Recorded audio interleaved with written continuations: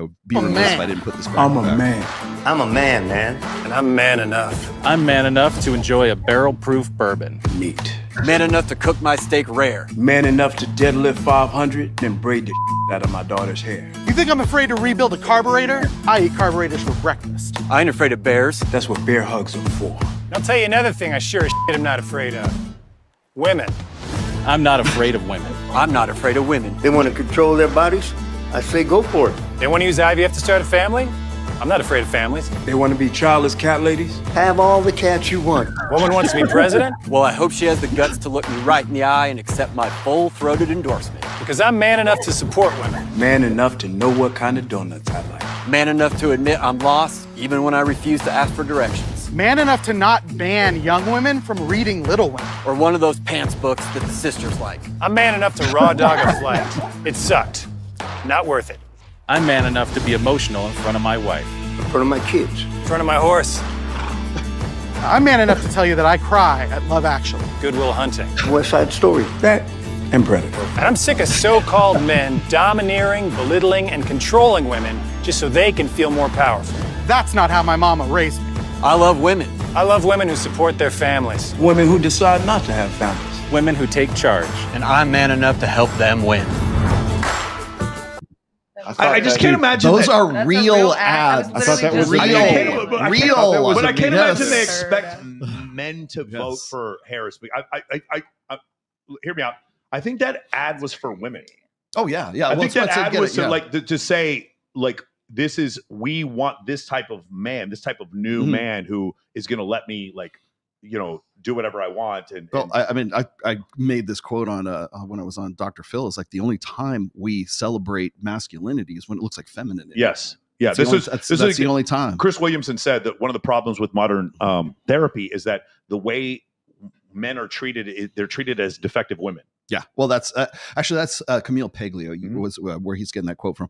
Is that we raise our boys, we raise our sons as if they were defective daughters or defective girls, but basically because the way we have been sort of indoctrinating last four generations. If you look at who the teachers are, especially in public schools, it's 78%. So 78% female, but the other part that's really inconvenient is when you look at the number of women who are in the workforce and have children, and they're surveyed to say how many of you, if you had the opportunity to go back and stay at home and not work and stay with the kids, 56% of them say that they would have stayed. Oh, they home would with love the kids. to. Yeah. Like that. I'm sorry, that destroys a feminist narrative. Yeah. You literally have the ability to work. You could work if you wanted, and you're choosing to stay home with the kids. No, that's not what's supposed to happen. And so I think like what you said before, I don't feel a conservative narrative that feels that it's bad if a woman decides to not have kids.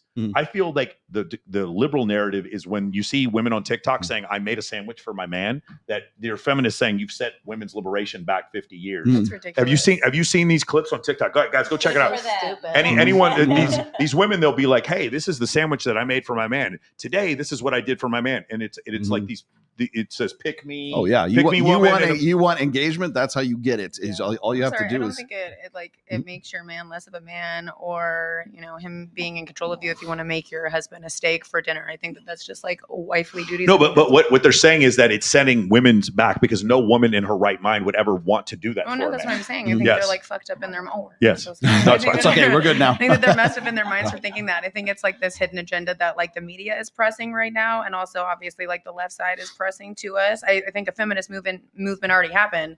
If you and I were both to get a job, let's say doing something super normal like at Burger King or something, they're not going to pay you more than me because you're a man. Everything is pretty much as equal as it can get. So I don't really understand where this like feminist type of energy is coming from. Well, I know where it comes from. It comes from like an egalitarian belief. Like if the world were different, if you were to say, hey, everyone's equal, that seems kind of nice. It seems kind of fair. But the thing is, we don't live in Gene Roddenberry's Star Trek. Yeah, we don't have replicators that can create an unlimited food. Yeah. When you talk about, when Kamala talked about raising taxes on people who make more than $400,000 a year, I got bad news for you guys.